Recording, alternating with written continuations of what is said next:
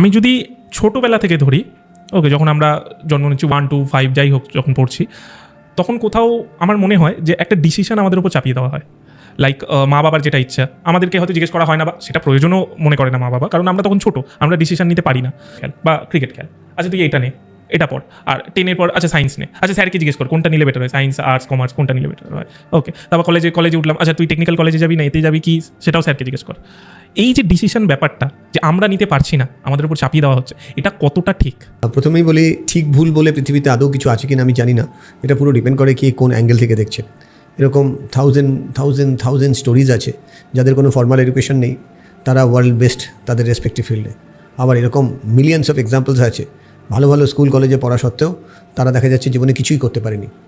তার মানে এটা দিয়ে তো এটা প্রুফ করা যায় না যে সবসময় ভালো স্কুল হলেই ভালো ছেলে হবে, স্কুলে পড়েনি মানেই খারাপ হবে। সো ডিসিশন ব্যাপারটা অনেকগুলো ফ্যাক্টরের উপর কাজ করে।